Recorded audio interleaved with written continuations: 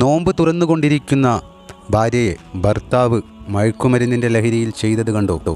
കോഴിക്കോട് ഈങ്ങാപ്പുഴ കക്കാടാണ് സംഭവം നടന്നിരിക്കുന്നത്. കക്കാട് സ്വദേശിനിയായ ഷിബിലയെ സ്വന്തം വീട്ടിൽ നോമ്പ് തുറന്നിരിക്കുന്ന വേളയിലാണ് ഭർത്താവായ യാസിർ കൊലപ്പെടുത്തിയത്. യാസിർ ലഹരിക്കടിമയാണെന്നാണ് നിഗമനം.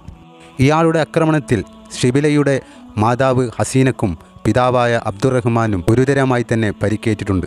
ഇന്ന് വൈകുന്നേരം നോമ്പ് തുറക്കുന്ന വേളയിലാണ് ഈ സംഭവം ഉണ്ടാകുന്നത്. കുടുംബ വഴക്കിനെ തുടർന്നായിരുന്നു യാസിർ ഭാര്യയെ ആക്രമിച്ചത്. കത്തി ഉപയോഗിച്ച് ഷിബിലയെ ഇയാൾ വെട്ടുകയായിരുന്നു. ആക്രമണം തടയാൻ ശ്രമിക്കുന്നതിനിടെയാണ് ഹസീനക്കും അബ്ദുറഹ്മാനും വെട്ടേറ്റത്.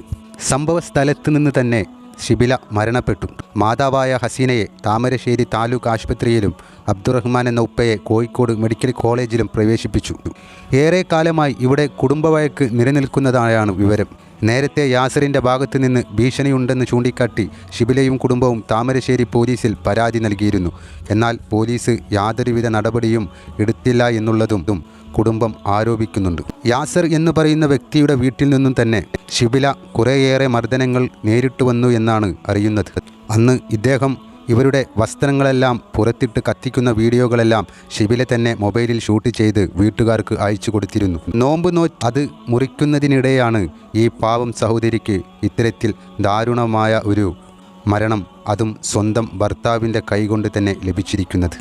ഇത് സഹിക്കാവുന്നതിലും പൊറുക്കാവുന്നതിലും അപ്പുറം തന്നെ. ഈയിടയ്ക്ക് സ്ഥിരമായി തന്നെ ഷിബിലയുടെ വീട്ടിൽ കുടുംബവഴക്ക് സ്ഥിരമായി കണ്ടുവരുന്നുണ്ട് എന്നാണ് പ്രദേശവാസികൾ പറയുന്നത്. ഇത് നിരന്തരം തുടർന്ന് വന്നപ്പോഴാണ് കുടുംബവും ഷിബിലയും ചേർന്ന് പോലീസ് സ്റ്റേഷനിൽ പരാതി നൽകിയത്. എന്നാൽ യാസറിനെതിരെ യാതൊരുവിധ നടപടിയും പോലീസുകാർ എടുത്തില്ല എന്നതാണ് കുടുംബം ചൂണ്ടിക്കാട്ടുന്നത്. അത്യാവശ്യം ലഹരി ഉപയോഗിക്കുന്ന ആളാണ്. നോമ്പിന് കുറച്ച് മുമ്പേ കുട്ടി മർദ്ദനം സഹിക്കാൻ വയ്യാതെ ഉപ്പൻ്റെ അല്ലെങ്കിൽ ഉമ്മയുടെ വീട്ടിലേക്ക് വരികയും അത് പ്രകാരം കഴിഞ്ഞ 28-ാം തീയതി താമരശ്ശേരി പോലീസ് സ്റ്റേഷനിൽ പരാതി കൊടുക്കുകയും ആ കുട്ടിക്കും കുട്ടിയുടെ കുഞ്ഞിനും ഉടുക്കാനുള്ള ഡ്രസ്സ് തന്നെങ്കിലും വാങ്ങിത്തരണമെന്ന് താമരശ്ശേരി സ്റ്റേഷനിൽ കൊടുത്ത പരാതിൻ്റെ അകത്തുണ്ട്.